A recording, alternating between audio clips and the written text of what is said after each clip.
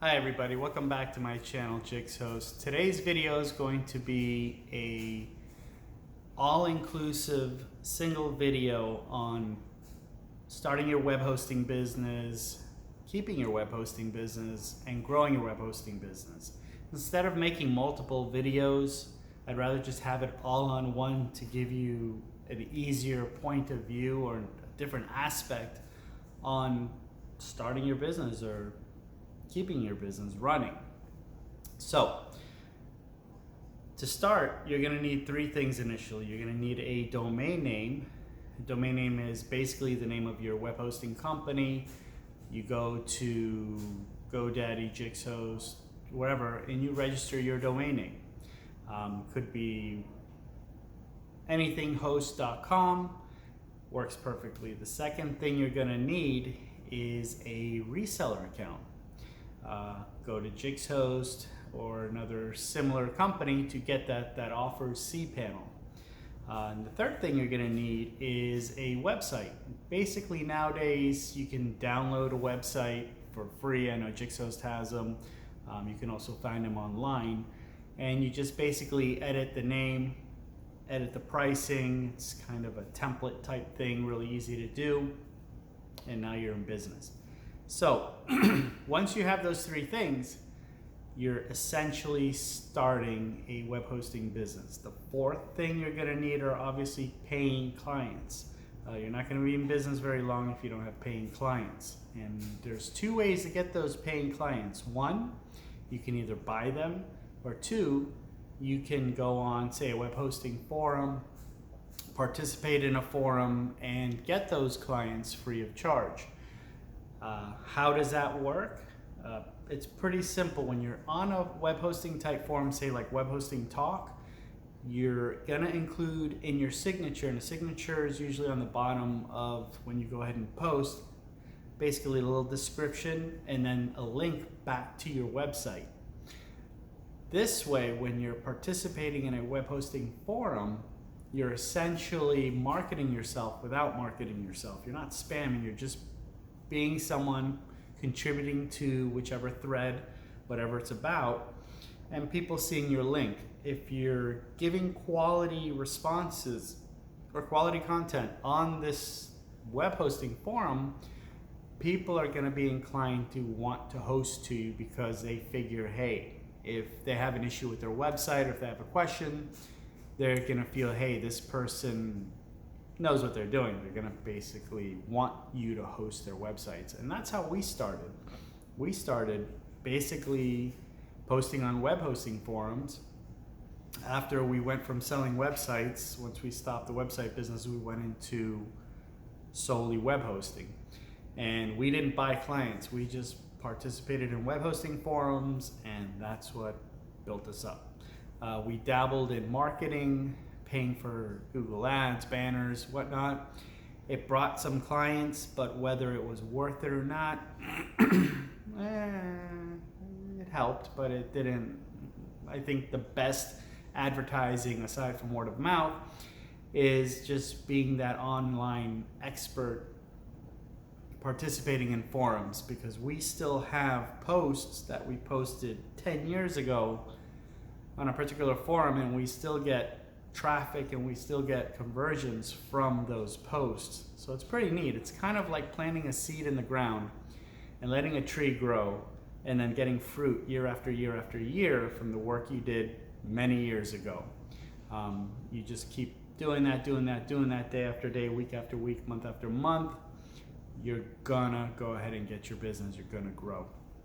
So those four things basically are gonna get you situated and gonna get you started in web hosting. And also another thing, what happens when you post in web hosting forums or blogs and whatnot, it's gonna grow natural backlinks. And what that does for you, it's gonna bring you higher in the search engine results.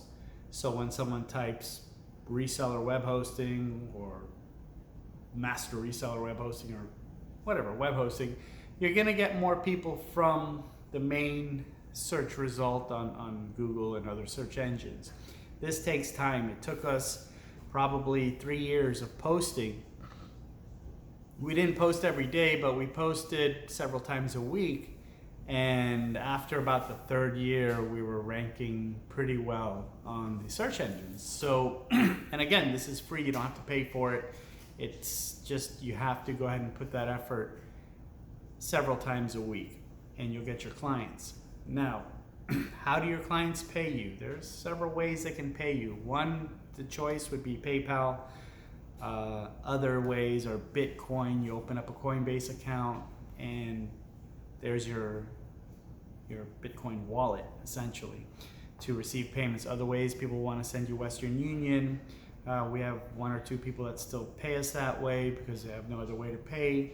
And credit card. Even though you can accept credit card through PayPal, eventually, I wouldn't recommend initially doing it because there is a charge, $10, $20 a month, but it's to have your own merchant account. I would suggest opening that after 6 months to a year. We opened it after 2 years. We were just PayPal, and for some of you old schoolers who were dabbling online years ago, I don't know if you remember, I think Google had a Google Pay or something like that. Something that had, it was essentially trying to compete with PayPal. So we used only those two forms of payment, and then eventually we added, a merchant account to make it easier. But that's something I would recommend holding off on, because when you're starting out, you don't want to drown yourself in expenses that will take away from you experience at least some profit in the early years, because you don't want to feel like your business is costing you money. You want to feel like your business is earning you money. So stay away from the expenses. You don't need to advertise. Reseller hosting account starts at $9.99, $9.98 a month, at least at Jix Hosts. There's other places that could be more or less. A domain is $10, $15 a year, and a website is free. PayPal is free. Posting in web hosting talk or other related forums, free.